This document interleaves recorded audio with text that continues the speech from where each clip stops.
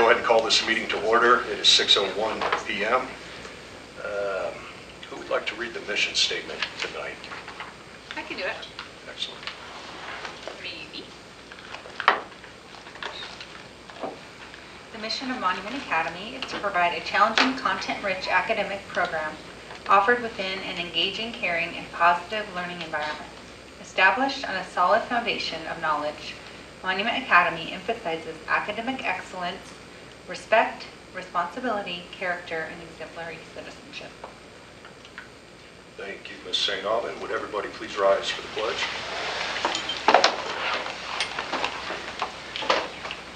I pledge allegiance to the flag of the United States of America and to the republic for which it stands, one nation, under God, indivisible, with liberty and justice for all.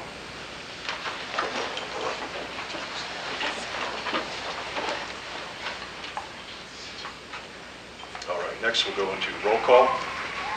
Mr. Buczkowski, Present. Ms. Clinton, Present.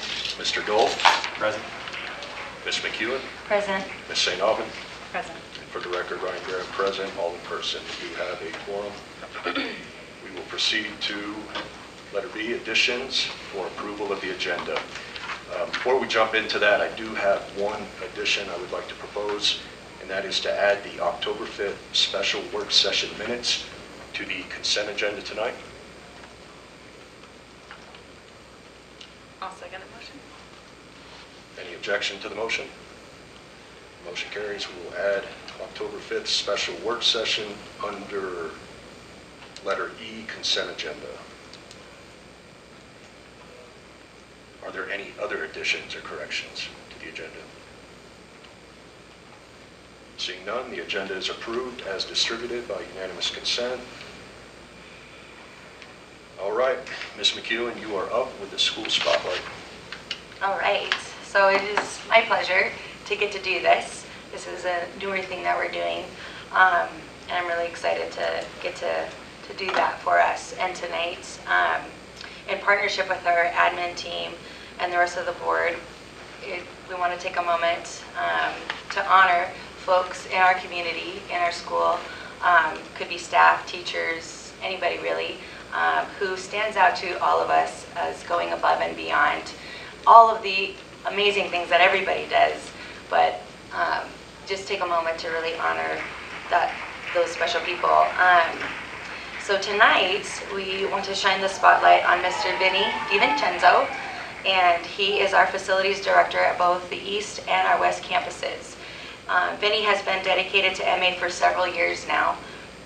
I'm sure you've all seen him around at both campuses for all kinds of things, everything pretty much. As I was getting ready for this, it was very apparent to me, and just going through our previous board packets, really, I looked through the facilities reports. We would get a bullet point of like a gajillion things, for real, under facilities. And when I was reading through it, it was amazing to see you touch just about everything at the schools, both campuses. And I'm getting off of what I want to say here, so I'm going to go back to my letter. So, where am I? Okay, so I want to say that, Vinny, you have been a vital part of the development and growth of our campuses. You were instrumental in the transition of Monument Academy, taking the huge step forward and going from one campus to 2 locations. To say that you stepped up to the many challenges that we faced the last year and a half with COVID would be a major understatement. You worked diligently to get our schools outfitted to fit the increased standards of sanitization, which enabled our children to be able to go to school in person. That's huge.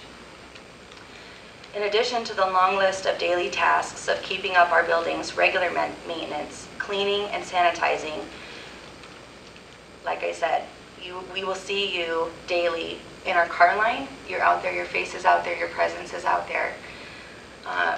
You're making sure that the lunchrooms are ready, and that various other things like helping our student council set up for the school dances, which is awesome and so exciting that we're getting to do that this year.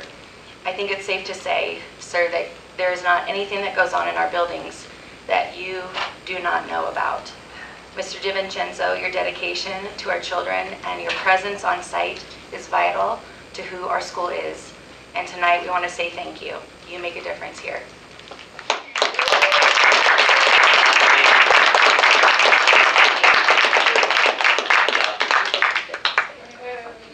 I don't have none. I just, That's a picture.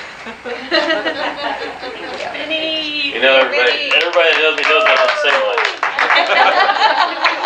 Thank you very much. I appreciate it. We appreciate you. Thank you.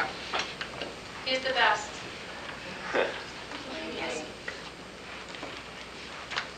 Ms. McEwen, thank you very much, and thank you, sir, for all you do. We do appreciate you. Can I say one more thing? I'm sorry. Well, of I course. forgot to say. I just want to do a little plug for the spotlight and just say anyone in the community can nominate this person that gets spotlighted. It could be a staff member, a teacher, a parent. If you see someone or you know of someone, I mean, so many people could be nominated. We have so many amazing people. But it's not just us as a school board or the admin who are nominating. Anyone can nominate. And so feel free to email the board with that nomination throughout the month as you think of it. Thank you. Thank you for that. Mrs. Clinton, moving on to citizen comments. Do we have anyone asking to speak pertaining to agenda items? Yes, Mrs. Stoltenberg would like to make a public comment that is agenda related. Mrs. Stoltenberg, if you want to step up to the mic, if you can hit the button on there when it lights up red. Just a reminder that we'll give you 3 minutes. Thank you. Thank you for hearing me. I spoke about this briefly at the meeting on Tuesday, which thank you for holding that so all the parents could give some input. It was focused on 8th graders and retaining them into 9th grade, but it was also about our building and moving forward and how to create space and what to do, and which I know is leading into today, the letter to the 5th grade parents, if it's on the agenda, but reaching out for what do we do with these kids going into 6th grade? Do we keep 6th grade at the other campus, or keep it at this campus, or do we bring it back to the other campus? And I just want to reiterate, if we take it back to the other campus, we're going to be doing a few very bad things. We're going to look really bad in the community. A lot of parents are going to think, oh, I'm glad I didn't send my kids there because they're not even being able to keep up with what they're doing now. Definitely not going to send my 9th grader there if they don't have a program that's rolling forward and they're having to pull back grades. We're looking at traffic at the other campus. I know that people are saying the traffic here is getting worse. We're going to be going grades. That's just the nature of this campus. But we're not backed out onto 83 over there like we are on 105. We're also talking about construction at 105 and keeping more traffic over there. Not great. And then the biggest thing is our students. Our 6th graders are moving into a time of those increased elective options. And we're not going to be able to do those things and give those things to our 6th graders if we keep them at the other campus. Unless you're going to be expecting teachers to drive between campuses, multiple teachers. I know we already do that with band and orchestra, and I'm very appreciative to the Pattersons for doing that. But to start expecting that of the whole team for electives, or to tell our 6th graders they can't have those electives, is really heartbreaking. The other thing is, how are we going to manage our 6th grade team? Are they all going to go there? Are we going to do a classroom just like an elementary classroom style, or are we going to continue moving our kids into being able to rotate between classes and that growth, those options for growth? So as you're looking into this, I've heard a couple of things, keep moving it back, keeping it here, and maybe giving the parents the option of one or the other. Definitely either keep it here or give the parents the option. I can see the validity in that. If you have a teacher who's willing to be their 6th grade teacher and teach all the subjects, and those parents know that those kids aren't going to get those electives, if that's the choice the parents would prefer, I understand that. But don't put it on all the kids and all the parents to force those kids back and look at the community like we're failing and moving backwards, worsening traffics and taking away our kids' electives. So, thanks. Thank you for your comment.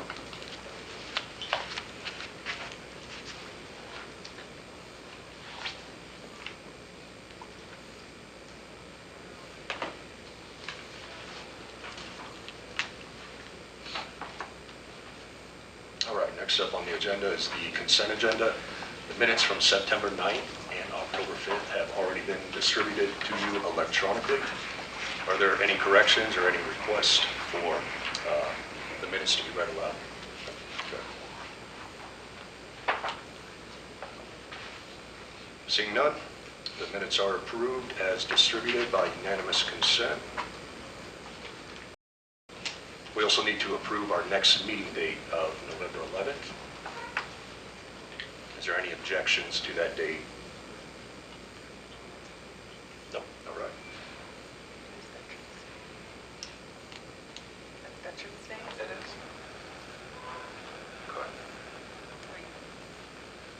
Okay. We'll be open on Veterans Day? Okay. Location. So location would be the East Campus. Ms. Seymour, is that still okay? 6 p.m. that night? Okay, terrific.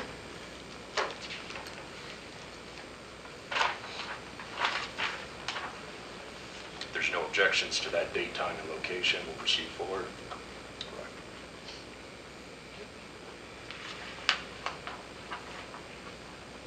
All right, moving to reports of administration and committees. Mr. Holmes, you are up for the CLO report, sir. Wait, did we need to approve the minutes from the special session? Did you move that into this consent agenda? We did that. Yes. We did I did September 9th and October 5th. Same Oh, you time. did. All right, thank you. For my report this month, several things I wanted to highlight. We did present our Monument Academy annual report to the district at their September board meeting. I think that was well received, and we continue to appreciate the partnership we have with the district, and continue to, the superintendent, Dr. Summers, and I meet each month just to go through some things, and we're planning on having larger admin team meetings as we move into the future as well. Mr. Kurt Walker has been selected as to join our administrative team at the East Campus. His first day will be Monday, the 11th, and he'll be diving right into several things right away, so we're glad to have him on board. One of the other things I wanted to mention is that we have worked on our snow closure plan to make sure that we're know how we're going to communicate that. Generally, we're going to follow the district when they close. When they close school, we will close as well. But we know that we have some challenges at our two facilities that they might not have at theirs, and so there may be an occasion when we go ahead and close school when they don't. And we believe we have a good plan for notifying both the community and staff of those closures. The Phase 2 forum that was mentioned earlier was held Tuesday night. It was a well-attended meeting. I think approximately 60 people were here. There was a lot of great discussion, a lot of good exchange of ideas. And then today the response form that people were able to fill out that evening was emailed to our community, all of our parents and all of our staff, so that everyone has a chance to comment on that Phase 2 building and what this campus should eventually look like. So I think it's another positive step in the direction that we're taking towards that Phase 2 build out of this campus. A couple highlights in the West Campus: had a very successful KISS breakfast with a lot of good community turnout. Several field trips have been taken, 5th grade and 3rd grade. And then a new 5th grade teacher has been hired and is in place now, as well as a kindergarten para. And so the staffing at that campus is rounding out and fairly complete at this point, although we're still looking for a couple of para positions. East Campus, both our middle school football team and volleyball team had great seasons, but ended up in 2nd place in the playoffs, which it's tough when you have such a great season and don't finish it the way you'd like, but they both had tremendous seasons. Our participation rates in all those programs, as well as cross country, is also very, very high, and so we're very encouraged by the amount of kids that want to be a part of our athletic program and get out there and compete and be part of the team. 6th graders attended Camp Shady Brook September 15th and 16th, and we had 20 plus parent volunteers who were part of that very successful experience. And I hear that some of our administrators also got up there for the day, so that was fun. Taking turns to just make sure we had coverage here, but they were part of that as well. So congratulations on that. PTO hosted their very successful fundraiser, the first ever Warrior Games here on this campus. It went really well, and we've heard a lot of good reports about that. And then during 2nd quarter, we're getting ready to launch a number of 8th period clubs here at this campus and just increase the number of activities and things that kids can be involved in here at this campus with their clubs. So, Great. that is my report. Any questions? Yeah, had a question. I'm so happy seeing the club signs. I was walking around the hallways looking at all of the signs. They're posted up here. It looks like there's some amazing club opportunities for the kids. Do we have a specific timeline or update for West Campus clubs and when those might be posted and the kids be available to start signing up for those? So we have started, we did Land Sharks, was our first one. We have like Spelling Bee coming up, that would be an after school, they could join Spelling Club. Really, we need sponsors, and our teachers are already pretty tired and don't want to take on an additional activity. So that's kind of where we're at. We have some we proposed, just looking for someone to take it. So with that in mind, would it be possible if we ask our parent community and we have a parent that, say, is willing to lead a chess club, and they obviously need somebody from the school because they can't just access parts of the school, but it would not fall on a teacher sponsor to be coming up with what all those activities look like. It would be a parent managing all of that and really just somebody that can help in terms of the facilities aspect of it.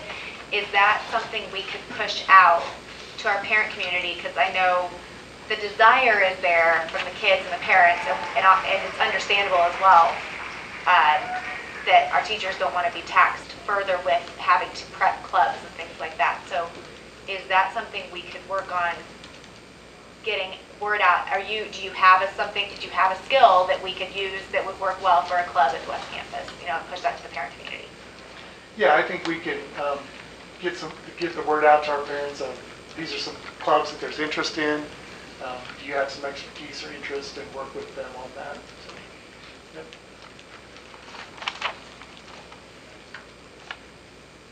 Any other questions from the board? I just have one for you, sir. Can you elaborate a little more on the snow closure plan and how it will be communicated out to the parents? And Mrs. Seymour can help me on this as I go through this, but it'll be, obviously the district, when they call it, it goes to all the news media outlets, and everybody's clued in on that. And then I believe there's a text chain that goes out to all the staff and then to the parents as well, that if we're going to close school or delay when the district's not, then we'll communicate that out. I think both by text chain and by email. Yes. And that goes out to everyone in the community, both those directions. And Mr. DiVincenzo is very involved in that process of checking roads and facilities, and there's a couple of us that will also have input on that. And then once we make that decision, we'll try to make that fairly early in the morning so that people know. If there's times when there's a doubt, we may use an evening 2-hour delay as well to say, okay, well, it's looking bad for tomorrow, but we don't want to call it completely. So we might utilize a 2-hour delay from time to time to just see if we have time in the morning to clear some roads and get ice out of the way and things like that. I know this question came up last year from a parent. There would never be a reason why one campus would be closed or delayed and the other was not. It would be congruent to both. There could be those reasons, just like, there's always, if things out of our control or things very, very unusual happen, we could do that.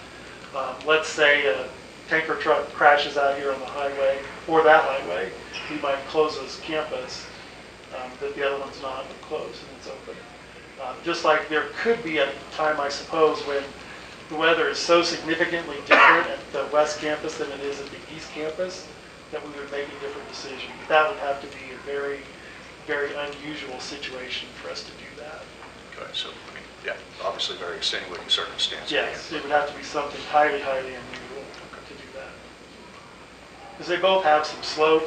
This roundabout goes uphill some. We have some slope over at the other campus. They both tend to get a lot of snow. So most of the time the conditions are going to be the same. But there could be a time when, for whatever reason, we can't make one campus keep one open and keep closing the other one. All right, well, thank you, Mr. Holmes. Mr. Brocklehurst, you're up, sir, in the hot seat.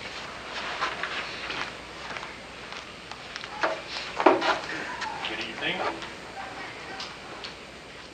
we are only a quarter of the way through the year. For the month of September, we had a revenue of $844,000. For the quarter, we're at $2.7 million, which is about 24% of the annual budget. Reason for the variance is a number of our reimbursements from grants, the CCSP grant, and the ESSER funds come kind of in batches as their reimbursement requests are made throughout the year. So we'll see some times where revenue is down in a month and revenue is up in another month, and also balance out throughout the year. Expenses for September were about $842,000. For the quarter, we're at $1.8 million, and this is about 17% of budget. For the month, variances are due to purchase services and supply purchases being a little lower than monthly budget. Net income for September was about $2,000, not a lot. Net income for the quarter, we're at about $859,000. For comparison to last year, we were at $855,000. I know you all were eagerly awaiting a revised budget, a preliminary look this month. We're still kind of working through that. I'll be working with Mr. Holmes early next week to kind of dig into that a little bit.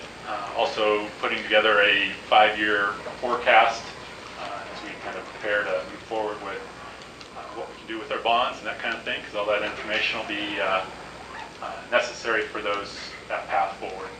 So we'll be taking a look at that, taking a look at the assumptions that we make in building out that forecast and trying to dial those in to be reasonable for what expectations are. So hope to have that. Hope to have something maybe in your mailboxes in a couple weeks to kind of start looking at that. Come November board meeting, we'll need to vote to approve that revised budget and forward that on to the district at that point. There are a few other highlights that I put in the report. If there's any questions you have, answer. Mr. Brockhurst, are we still tracking for the November meeting to have the auditors present to the board? I believe so. We are still in the middle of the audit. I anticipate that we'll wrap that up by the end of this month. There's still some back and forth going on as we provide information to them as they kind of go through things and request other documents and support documents. But I believe we'll still have that. I can let you know if that ends up pushing out. I don't think it will, but I believe November will be able to have that, have the auditor come out and kind of walk through that report. Terrific. Board, any other questions for Mr. Brockhurst? Thank you, sir. Appreciate you. All right, moving along to committee updates. We are going to start with Highway 105 Committee Report. Mrs. St. Aubin.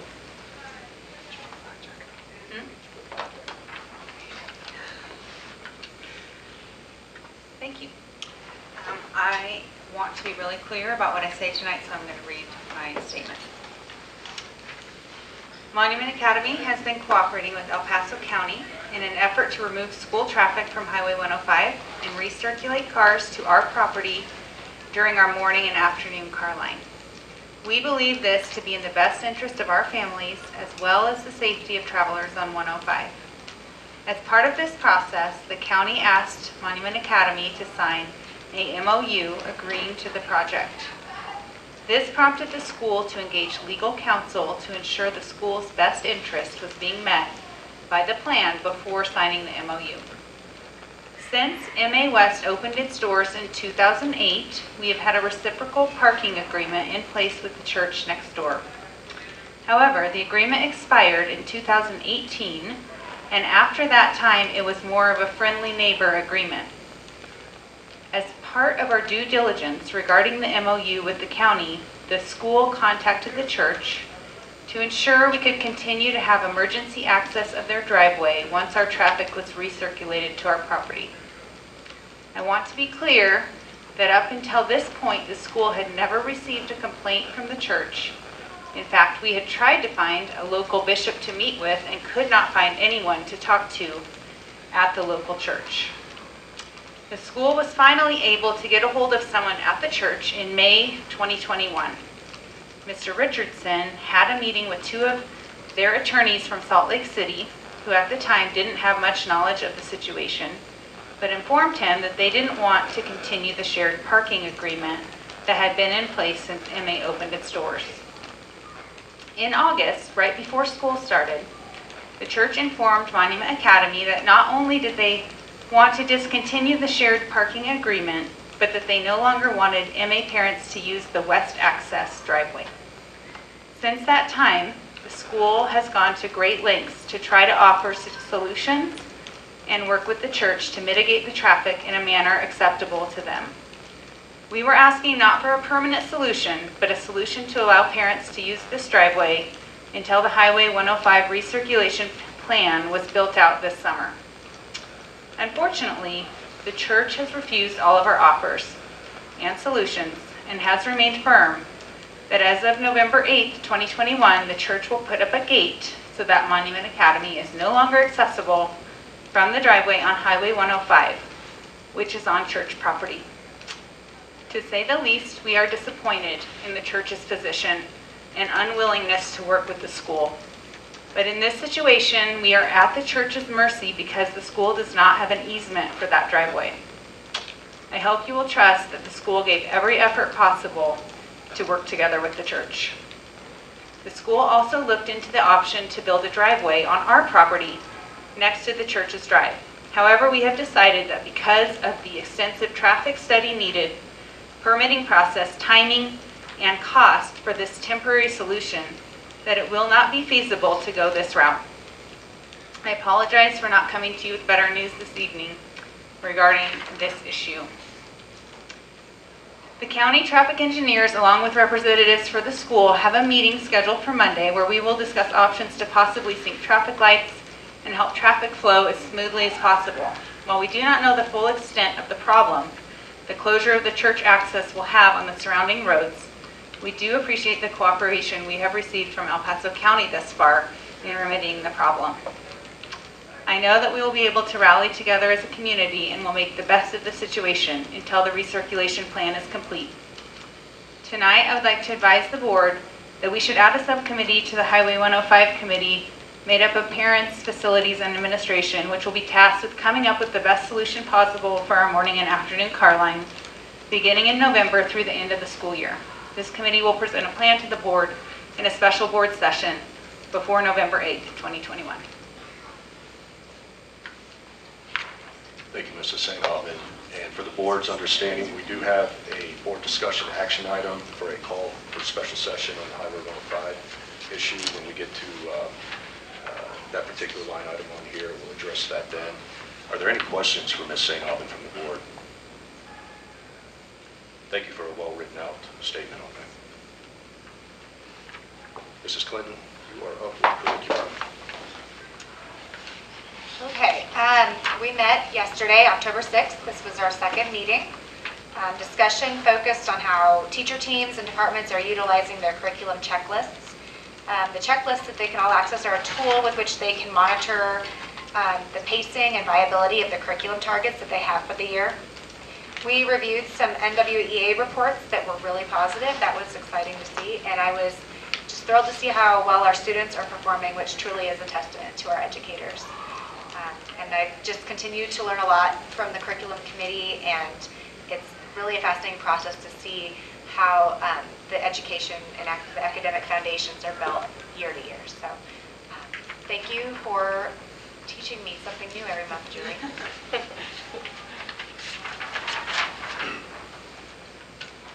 Thank you, Mrs. Clinton. All right, SAC West, Ms. St. Alvin, you are up again. Luckily, this one isn't quite as long. We just had our first meeting for SAC West and basically kind of just went over the expectations of what is expected of that committee. For those of you who don't know, the School Accountability Committee is something that's required. The main purpose is to make recommendations for improvements into the UIP plan. but it's truly just a committee that does recommendations to the school. So this year, the chair of that committee is Jamie Harding, the vice chair is Christy Musser, and the secretary is Jalinda Digert. So that's pretty much all I have for today. I should have some more information. We'll have a survey going out, I think, early December, right? Is that when we usually do it? Early December. So that'll be our first major report. Thank you, Mrs. St. Aubin. Mrs. McEwen, if you could give us a report on SAC East. Yes, gladly. So adding on to what Megan shared, this is for SAC East. There's a SAC committee for each campuses. And I would add to what Megan shared, one of the main ways that the SAC committee makes those recommendations is we have 2 surveys. One mid-year and one end-year, I believe is what it is. The great thing about this is we've been doing it for the last several years, and it's building year upon year. And we've worked over the last, well, for me, last year, but for others who've come before me, the last many years, to really hone in our survey. And I'm getting ahead of myself, but we've got some great questions now in the survey that we ask to parents, and it's through that information. The SAC committee reviews that together, and year over year, looking at the data received, makes those recommendations to the board and the administration team. So similar to what Megan shared, we had our first meeting as well, which was really exciting, with a great group of parents. Fortunately, I don't know, or I can Julie, she's going to share who's who. Our chairperson is Emily Davis, parent Emily Davis, not counselor Emily Davis. Vice chairperson is Shar Sellers, and secretary historian is Jacob Harris. Awesome, and they are wonderful people. I'm really excited to get to know them and serve on the committee with them. The chair and myself will attend a training for being a part of SAC, and then the chair and the vice will also attend the district DAC meeting, I believe. And so that is going to be happening soon, and I'm just looking forward to getting into this information and just continuing to make Monument Academy wonderful. So. Thank you very much, Mrs. McEwen. We'll move on to the Governance Committee update. We had our first meeting a couple weeks back. Basically, we're going to do the systematic kind of run through of the policies, bylaws again, as we did last year. We'll be starting with 1500 A, B, and C, and we'll also be working on an elections policy and an SRO policy. When we get into the line items tonight under discussion action, we'll have a little more input from the board on what they would like to see in the potential elections policy as we get ready to draft that. But that is pretty much the extent of the governance for now, and we will move on to Mr. Dole with Finance. Thank you, Mr. Graham. Finance Committee held their monthly meeting this last Tuesday. In attendance, CFO Mr. Brocklehurst, COO Mr. Merlin Holmes, myself, and Board President Ryan Graham. The focus of the meeting, and the focus probably for the next several meetings, is all going to be about Phase 2, the build out, what the cost of that looks like, our future cash flow projections, but most importantly right now we're focused on the refinance of the bonds. For those of you that may have attended on Tuesday night, it was a great turnout, and the Phase 2 I think is already starting to light a lot of excitement across faculty, staff, family members, students, of course. That process is going to be in full swing next spring, going through the refinance of the bonds. And one of the key components to that refinance process, as the potential bond holders come to look at us and see what type of risks they may or may not be taking, that key piece that they're going to be auditing is what we call our 5-year financial review. And Mr. Brocklehurst alluded to that in his presentation tonight. Mark is in the process of combing through each of our line items through that 5 years as a board. We get monthly updates as to how the month is performed, and a couple times a year we get to look at the annual budget for the current school year, but this will be an opportunity for us collectively to look at the 5-year cash flow, what the bondholders will be looking at. So I just want to put that out there. for the board members that, and Mr. Brockhorst, just so you're aware, it's my understanding that should the line item tonight move forward for the special session at the end of this month, that it would be consideration to add the 5-year presentation to that meeting, just for a timeline perspective, rather than the November meeting, as that's going to be pretty lengthy with financial reports as well. That's about it. Thank you, Mr. Dole. Mr. Buczkowski, you're up with Buildings and Facilities, sir. Yes, thank you. And so mostly I'm just going to report briefly on the Phase 2 meeting that we had on Tuesday. Mr. Holmes already touched on it a little bit. It was a very productive meeting because we worked in teams to come up with what are the features that are necessary for the new building, as well as the timing that those features would then be developed, whether it's in a Phase 2, Phase 3, or Phase 4. And we worked in groups and then also discussed those as an aggregate. And what I thought was very informative is that really most of the people are on the same page as what the priorities are. And I think that's great. So you have board members, the parents in the community, and then the teachers that, in general have the same priorities. We don't know what we can afford at this point, but the Finance Committee is going to be working on that. Another thing that really came out of that meeting is certainly at the table I was at, our teachers really have a lot of valuable input. They know the strengths and weaknesses of the building as is and what's needed in the next phase. And that really stood out for me. One other thing that I wanted to bring up, at least for the board, as at some point we'll have to make a decision on a construction contract. And Mr. Holmes actually emailed us a construction delivery methods sheet, and maybe star that email, and certainly I'll bring it up later when it's time.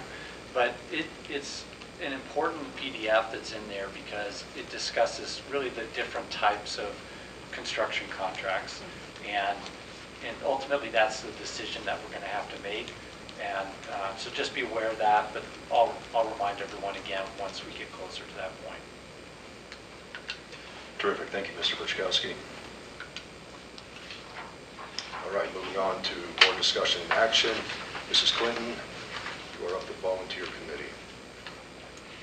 Okay, as parents at Monument Academy, we've all made the decision to enroll our kids in a public charter school of choice. Part of attending a charter school means we understand that our MA teachers are paid less than traditional public school teachers. The intent of the volunteer committee would be to focus on developing a process and policy to aid in bridging the financial gap by reducing teacher workload, which in turn is giving parents an opportunity to be more engaged with their child's education. This allows the continued parent-school collaborative partnership to flourish. Volunteer time would also be tracked by this committee, which is essential for grant writing purposes and to be in compliance with our student handbook.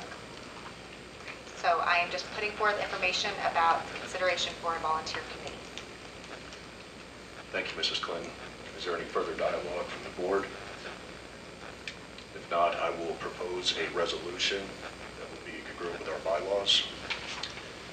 I hereby move that the Monument Academy Board adopt a resolution establishing a volunteer committee as sanctioned by Section 3.11 committees under the bylaws of Monument Academy. This committee shall be comprised of at least one member and no more than 2 members of the MA Board. I second that motion. Any further discussion on that motion?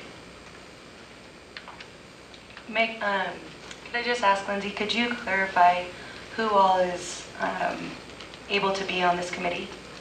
So the expectation would be we would have, it would be a collaborative effort between the board, PTO, and our board teacher representatives.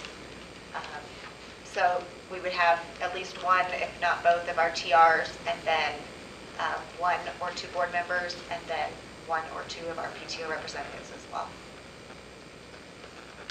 And the goal of the committee would be to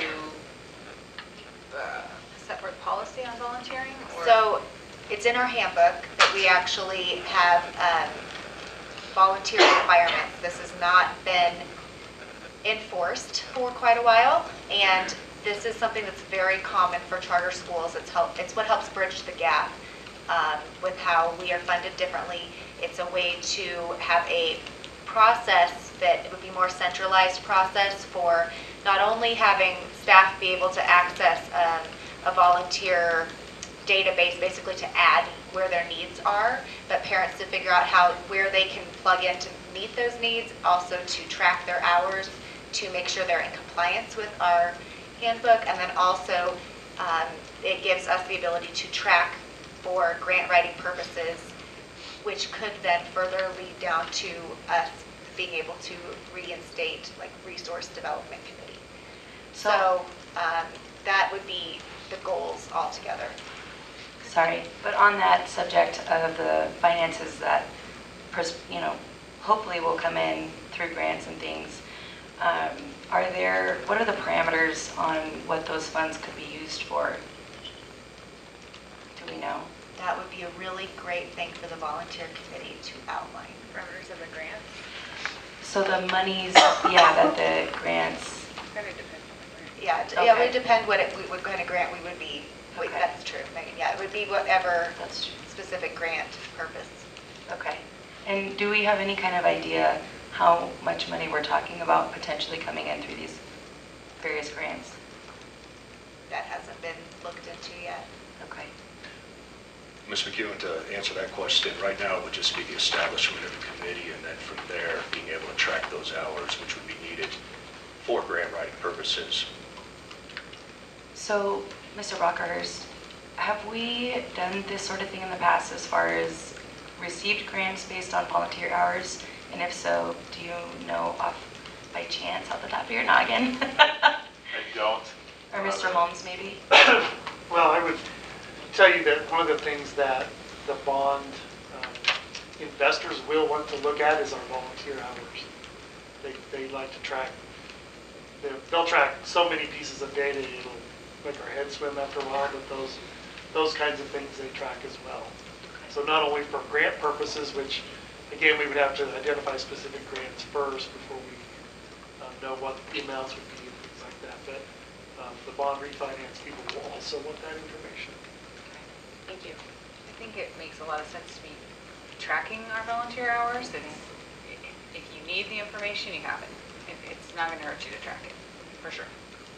And just for the board's understanding, so part of this would be, if we approve the resolution tonight, then I will make a formal motion for the two members of this board to be on that committee, and obviously the board would need to approve that as well. So with that said, is there any further discussion on the resolution or the motion for resolution? We do have a second. If not, I'll go ahead and call the vote. Mr. Buchkowski, how do you vote, sir? Aye. Mrs. Clinton? Aye. Mr. Dole? Aye. Mrs. McEwen? Aye. Mrs. St. Alvin? Aye. And for the record, Ryan Graham votes aye. The motion carries. So we now have a volunteer committee established. The next motion I will make will be that I hereby move that the Monument Academy Board appoint Lindsay Clinton and Misty McEwen to the volunteer committee, with Lindsay Clinton acting in the role of chairman. The expectation of this committee is to establish, coordinate, and track volunteers and their hours, in addition to meeting monthly with PTO leadership, teacher representatives, and administration. I'll second the motion. We have a second. Is there any discussion on that motion? Seeing none, I'll call the vote. Mr. Buchkowski, how do you vote, sir? Aye. Mrs. Clinton? Aye. Mr. Dole? Aye. Mrs. McEwen? Aye. Mrs. St. Alvin? Aye. For the record, Ryan Graham votes aye. The motion carries. Congratulations. Another Another committee. piece of work for you.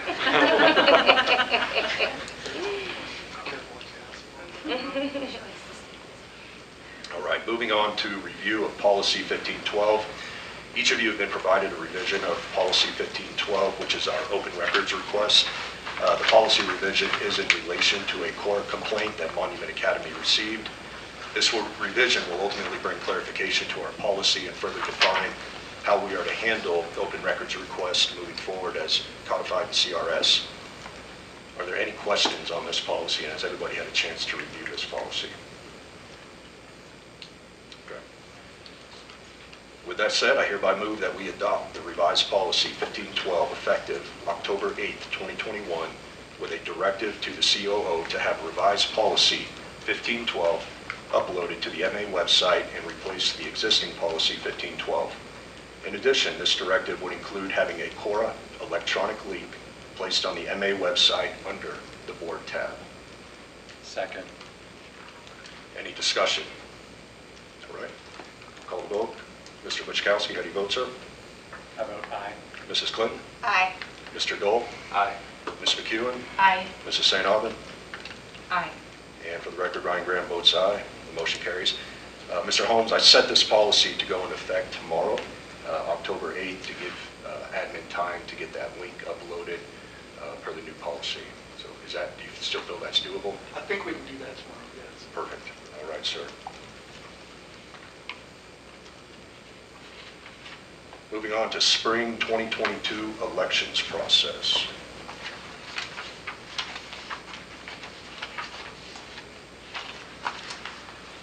So we had talked about putting together a policy last year as policy governance was meeting on elections, but decided to push that off till this fall. The intent of this policy would be to have basically adopted by this board by the end of this calendar year for the elections that will be coming up, obviously, next spring in relation to the 3 board members. Right now, we don't have anything that's basically drafted. I wanted to get some board input tonight, if any, in relation to this policy, if there's particular facets that you would like to see incorporated before we start the draft of this. And I can just give you some ideas of some stuff that Ms. St. Aubin had sent over. Newly elected members should attend board meetings as non-voting members in May and June. Board members should be limited to parents and grandparents of current students. Candidates should have a signed petition of 20 members, 1 per family, to show support of their candidacy. Candidates must attend a minimum of 1 board meeting between January and March. Candidates will need to fill out an application that is submitted to the current board vice president to signify they're interested in running for a board seat. Candidates should submit a typed statement of why they want to serve on the board and a picture to be used in the election process. Candidates would also be asked to begin a 5-minute presentation during a board meeting prior to the election. A special Q&A session can be held before the election for constituents to ask their questions of candidates. And new board members must complete an online training module from CDE before their term begins in August. So those are just some stuff that has been discussed. Obviously, our bylaws require the vice president to conduct the election, so thank you to Mrs. St. Aubin for sending a lot of this over.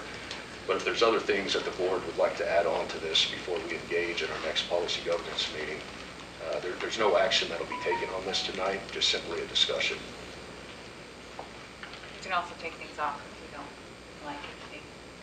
Absolutely. A lot of this, we looked at other schools, charter schools, to see how they did their elections.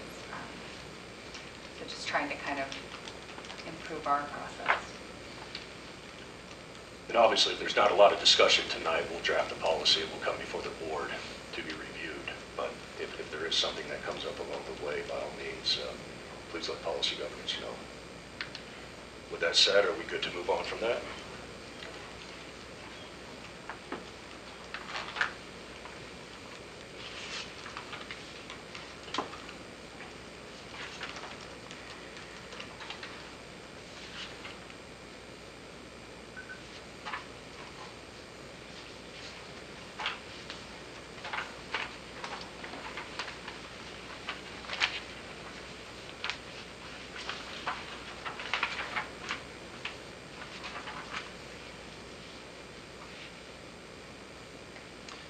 Mrs. Clinton, you are up with the uniform policy update, please. Don't worry, this is not about to become a 45-minute shoe conversation. I would, though, however, like to start with a reminder about the shoe policy that we updated that was to allow any athletic shoe. Please be cognizant that you are sending your children in an approved shoe that fits the category of athletic or dress shoe for daily wear, and those are listed in the policy. Boots are only on free dress Fridays. So athletic shoe is the term. What are the problems? What are you seeing? What are the- I've been hearing that people have gotten a little creative with what is termed an athletic shoe. For example, like a ballet shoe is not actually an athletic shoe. Well. So I just am trying to reiterate, like the actual policy states athletic shoe. So. And then in regards to the quality crew neck option with the school crest from Land's End, we are very close. We're very close to having that finalized. Final revisions and mock-ups to reflect our school branding will be reviewed on Friday or Monday. The crew necks should be available as a school-approved item towards the end of next week. We will make sure that that is communicated out once orders can be submitted. Our uniform policy will also be updated to reflect this addition as soon as it is available for parents to actually go and process an order. So that is the uniform update. Thank you, Mrs. Clinton. Any questions from the board? All right, moving on to the MA Foundation Board. So the Monument Academy Foundation Board was organized and created for the build-out of the East Campus. As of right now, there is a vacancy on that board. Per the Monument Academy Foundation bylaws, we as the MA Board are granted the authority to appoint a position to the MAF Board. The MAF Board will remain involved for the Phase 2 and Phase 3 build-out of this campus. So with that said, I would like to make a formal nomination for Chris Dole to be appointed to that board, but Mr. Dole would need to accept that before we can proceed forward with a motion.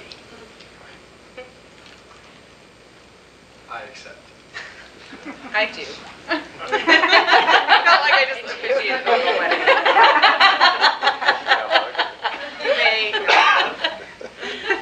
Thank you, Mr. Dole. With that, I hereby move that Mr. Chris Dole be appointed to the vacancy on the Monument Academy Foundation Board, which is to take effect immediately.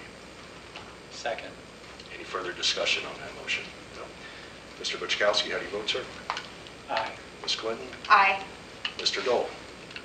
Plenty to vote for yourself. Aye. Ms. McEwen? Aye. Mrs. St. Aubin? Aye. And for the record, Ryan Graham votes aye. Congratulations, Mr. Dole. More work for you. You've now been appointed to the MAF Board. Mucho gracias.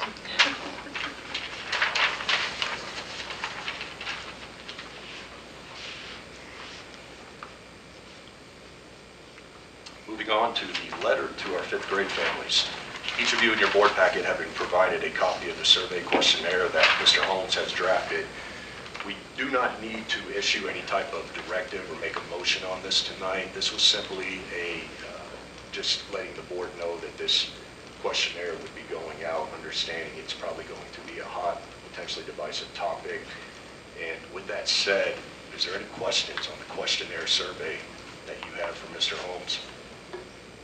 No, but I do appreciate, Mr. Holmes, the way that you're going about this, as well as the community forum and the form you sent out earlier today. So thank you for valuing our community's input. I agree. If I could just say, yeah, I agree with the survey. I think it's a great idea to get the parents' input on this and see what the families, what their preference is, and then that'll really help the board here make a decision. And just for the record, no decision has been made on this, obviously. The board is aware of that, but I want to make sure the community is aware of that we will be asking for input. And of course, we've already started to receive input in relation to this. But Mr. Holmes, if you could kind of advise what your plan is when you were looking at sending that out to the fifth grade parents. Yeah, we'll probably send it out sometime next week. I think part of, as we plan for next year, my experience has been that the sooner we make plans and vet those plans through the community, the better off we are.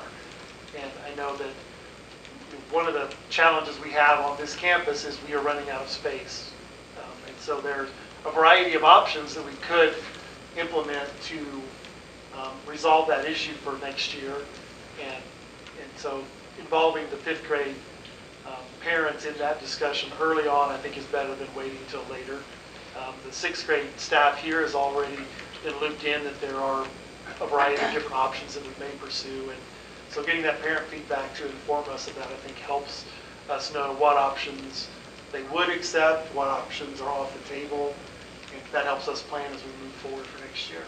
It also helps with the budgeting because some options have costs associated with them, some don't. And so that's the purpose in trying to get ahead of this from a parent input standpoint and doing it now rather than waiting till later. Can I ask a question? Of course. Is this something, do you foresee as an indefinite thing or as a temporary thing? And if temporary, how long are we, or are we even there yet? Well, it's intended for a 1-year, just temporary look at issue. Obviously, sometimes when you do temporary solutions to things, people like them well enough that they turn into permanent. That's not the intent of this. The intent of this is to get input for next year alone. That's why this will only be sent to fifth grade parents. It's not a broader discussion about what sixth grade should be, which would involve many more grade levels and many more people in that discussion. Thank you. Mr. Holmes, if the result of this letter is overwhelmingly negative, saying, I absolutely do not want to keep my child at the West Campus, they have to come to the East Campus for sixth grade, what are the options? Well, another option is having portables on this campus, which is another option to add more space to this campus when we're in that overcrowded mode that we know we'll be in for next year. So that's at least one option. Is that something that the school would consider doing? I guess my question is, how much are we taking this and listening to our parents' voice? If they say absolutely not, is the school willing to do portables? It's a possibility. It's something we can do. It does have a financial price tag to it. But we think, I just always feel like, and part of why I've initiated this survey is to get parent input first before we get very far down any of these roads. Because some of those, if an option is closed, then we need to know that fairly soon so that we can make plans and be ready for next fall. Do we have any kind of idea ballpark on how much a portable would cost and how many we might need?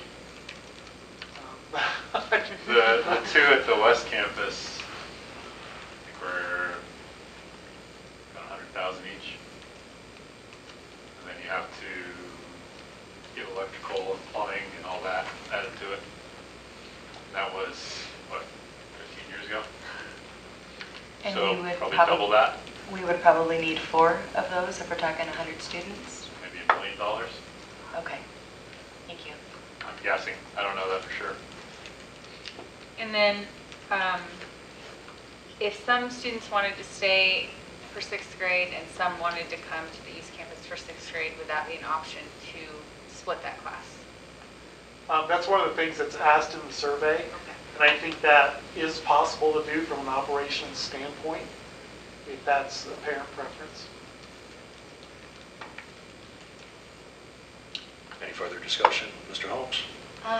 If that was a solution, if that was an option where we're splitting a class, would we be able to give the class at the West Campus the same, similar, we've had a parent bring up twice now about electives, and that basically the idea would be that those parents would be giving up those opportunities that would only exist at the East Campus? Or is that something we would be able to work out for that they would be able to have that at both campuses? I think a lot of it would be able to be worked out, but I wouldn't be able to guarantee at this time that everything would be the same at both campuses. I think that's something we would have to work out in the process. But some of those electives would be able to be offered, but probably not all, just being honest with that assessment.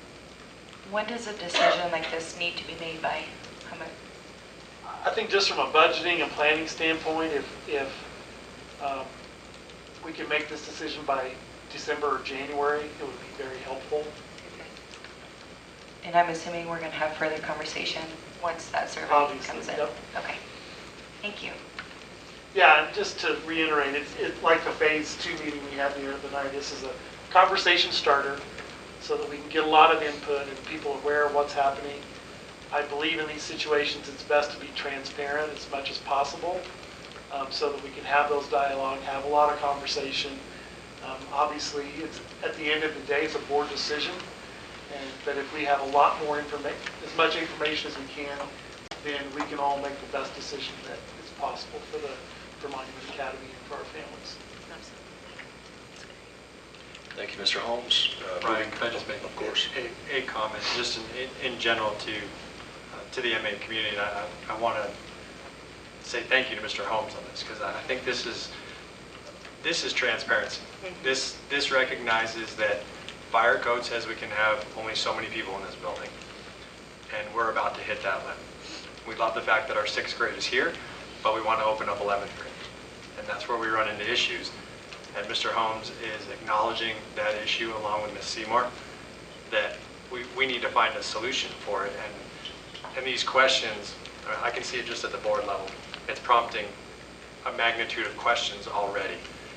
And I want this to be perceived as the school wants the input. We want to see what the requests of the parents are, what viable solutions we can put in place.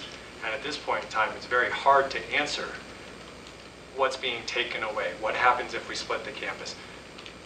Those answers, they haven't been determined yet, because we're gathering input to see what we have to work with before we can move forward and provide those answers. So as this goes out, everybody take a deep breath, answer truthfully as to what you'd like to see happen for your child or as a faculty member, and then let Mr. Holmes, Ms. Seymour, and the team digest that information, and then begin answering questions. I'll hold off on the questions for just a little bit. It's very good. Well said, Mr. Dole. Thank you. Any further discussion from anyone? Right. We'll move along to the EAC, or the Education Alliance of Colorado Community Update. Before I read this, I just want to give all credit to Mrs. McEwen for spearheading this, what we're going to ask to make sure the board is okay with this evening. So the Education Alliance of Colorado has been instrumental in helping navigate the legislative issues that we as a charter school have faced and will continue to face. Ms. McEwen and I believe deeply that this organization is paramount in helping to fight the battles that lie ahead. We would like to propose a MA Parent Community Engagement Night for the EAC leadership to come out to our East Campus on November 3rd at 6 p.m. and further explain what they are doing to help charters and how our parents can become more involved. The parents in our communities across the state moved the needle on defeating House Bill 1295 and Senate Bill 182 this past legislative session. We are already gearing up for another fight against the new House Bill 1295 and the revision that is currently being worked on. Would this board have any objections to an EAC night being held here at the East Campus on November 3rd? I would also like to know how many of the board members would potentially attend, because obviously if it's more than 2, we'll be calling a special work session in relation to this meeting. Obviously, Ms. McEwen and myself would be there. If we have one other board member, then we're just going to plan on a special session. Special session. Perfect. I would love to attend. All right. Terrific. With that said, we will call for a special session that evening, November 3rd, 6 p.m. Is that correct, Ms. Seymour? You're good with that time here at the East Campus. Understanding this is if you cannot make it as a board member, that's quite all right, but we'll at least have it as an open session, and we'll bring in the EAC leadership, and we'll start pushing it out to our community for parental engagement and involvement. So this will be a really informational time for EAC to share with our parents what they're all about. That's absolutely right. And Mrs. McEwen, thank you again for spearheading this and, basically getting the date and times and everything set up. And thank you, Mrs. Seymour, for letting us use your building. As always, right? And also thank you, PTO, because we're working together on some snacks for the night and cakes.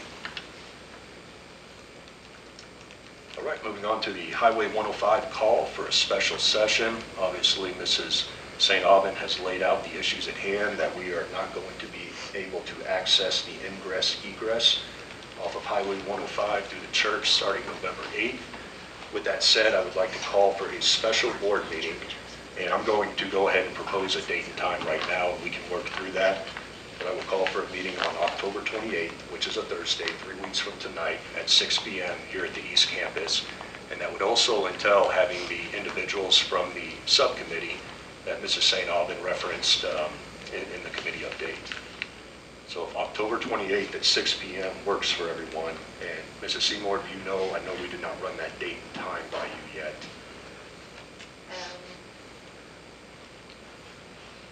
What night of the week is it? It's a Thursday night, so 3 weeks from tonight. Would there be any objections to that special board meeting that evening? Okay. All right. Then At we'll- that board meeting, we'd be discussing that plus the 5-year budget or just the Highway 105? That would be the next piece of business that I would propose in relation to Mr. Dole in his committee update, asking for the 5-year budget proposal. As we get into the November meeting, we're going to have a full plate. We're going to be potentially hearing from the auditors. We're going to be going through a revised budget and potentially a 5-year budget. And what would considerably help us out on time would be if we just allocated that 5-year budget to the night of October 28th. If this board is okay with that, and we're obviously putting the pressure on Mr. Brocklehurst to be able to provide that 5-year forecast to us. Is that something that's doable for you? Yep. So as of right now, that would be the 2 agenda items. Okay, 6 p.m.? 6 p.m.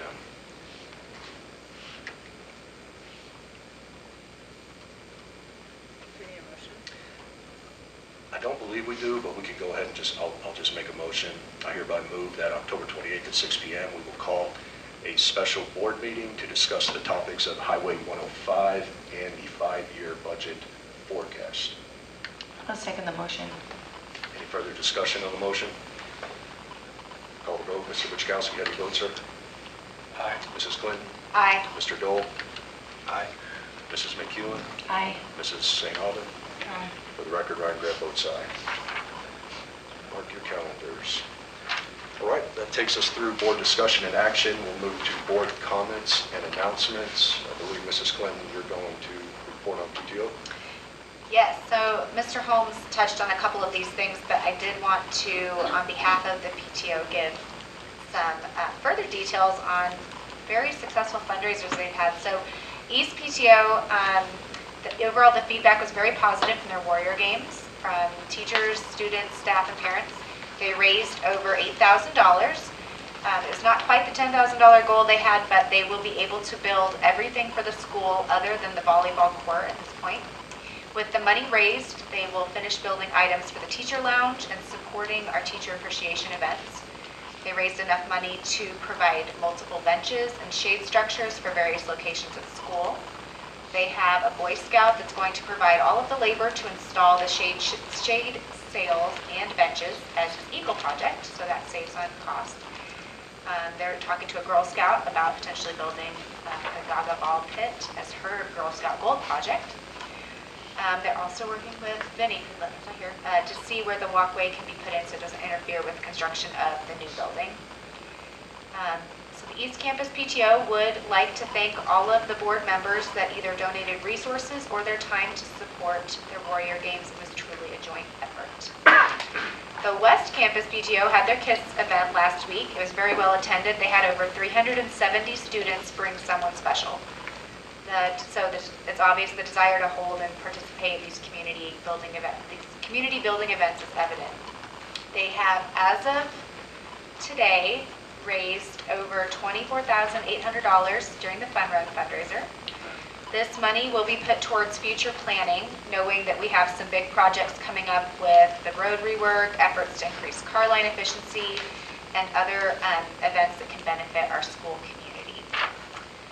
And then, finally, the PTO will have, actually it is we because I signed us up for a spot. We will have, on October 27th, the West Campus PTO is holding their first annual trunk or treat. The school board will have a spot, so come say hi.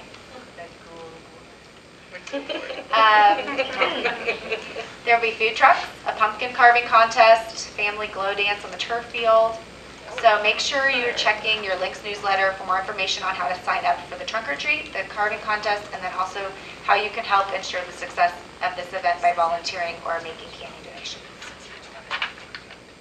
And the other thing, I guess we didn't talk, is we were going to discuss the teacher Christmas fund. We discussed that. Maybe just that it's coming. Are we going to do that again? The interest is there. Both PTO presidents said they would be able to support that at both campuses. And Mrs. Clinton, can we task you with determining second Yes. one? Yeah. Quickly. I can work with them and move forward on that. Goodness gracious. You know what, honestly, last year I sat on that, I don't even know if it's a committee, but I helped work on it. It was not too hard. Our parents were extremely generous. I took a couple emails and that was about it. Well, and I did speak with the PTO presidents to know that they can put, similar to what they did for their fundraising events with a link on their Spiritware pages, we can make it a very easy and streamlined process for parents to be able to donate to a teacher Christmas fund that way as well. So it won't be too bad. And we also have under board comments and announcements, the Veterans Day ceremony.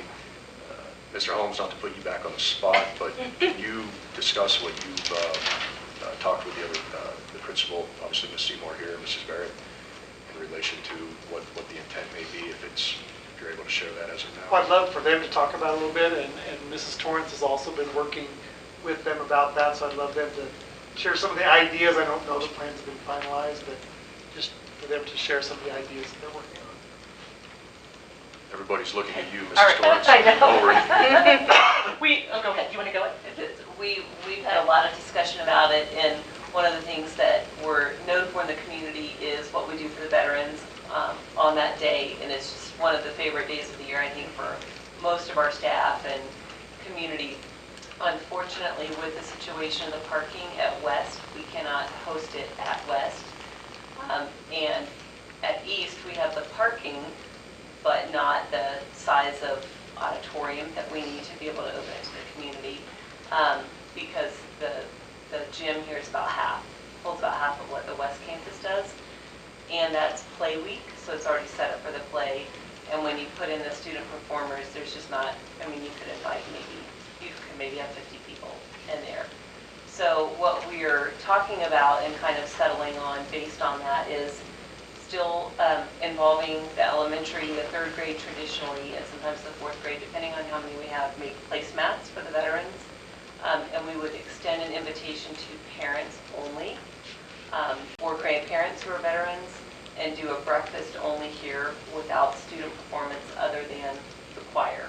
That's all we could potentially do for that. It's sad. I hate to see us in this position, but it's temporary until we get that phase 2 built. Then we can invite our community in up to Denver if we want to do that. So we want to make sure we honor those parents this year how we can. If we have community members, which we've had a couple call in already, I talked to the sweetest lady the other day. My husband's a Korean War veteran, and we come every year, and I want to know if you're doing it. Those few that call in, to maybe just invite them into the fold as well, and then get geared up for 2023 for the biggest one we've ever done. All right, thank you for that update. Any further comments or announcements from the board? I'll make a comment Go ahead, sir. if we're done with everything that's been listed. It's only an hour and 15 minutes, so I'm going to kick into filibuster mode here. Get us to the 3-hour mark. Just kidding. No, I just wanted to extend a thank you to Mr. Holmes and senior leadership in the way that you're approaching phase 2 on this build-out process. If we go back to thinking about phase 1 and maybe the perceived secrecy as to the way that those plans were developed and frustrations for people not being included, I think this is, I'll just use the transparency word again, full transparency of what we're trying to accomplish here at Monument Academy, that the leadership team is wanting the input from the staff, from the parents, from the kids to build a school that is successful for everybody. And I think that was a huge accomplishment this Tuesday in opening up the community and welcoming them in to a phase 2 discussion. So thank you for that. Absolutely, and to echo Mr. Dole's sentiment regarding the meeting the other night, I had 2 educators sitting at my table, one who was in here tonight, I won't name her, but ultimately it was very productive to listen to their engagement as to what they're seeing and what they need inside this school. So we absolutely appreciate the engagement that is coming from you, and hopefully we're going to continue to receive more engagement. So, and same to you, Mr. Holmes, for just being transparent in this process and really laying it out to the community, to the staff and faculty, of course, and giving everybody that ability to give, their opinions on what they would like to see. So thank you.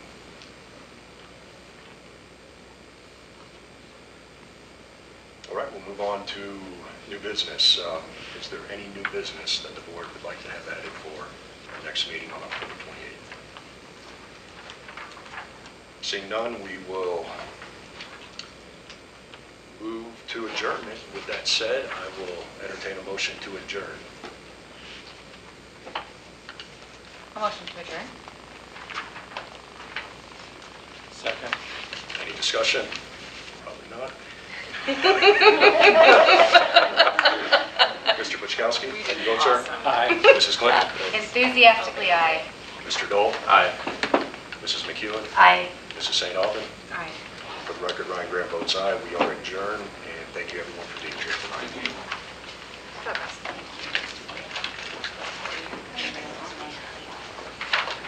Any other citizen comments? Don't everybody jump up at once. I know. I apologize. For the record, we do have to go to non-agenda item citizen comments. I will ask the question, Mrs. Clinton, do we have any non-agenda citizen comments? There are none. All right, everyone's dismissed. Thank you. Good job.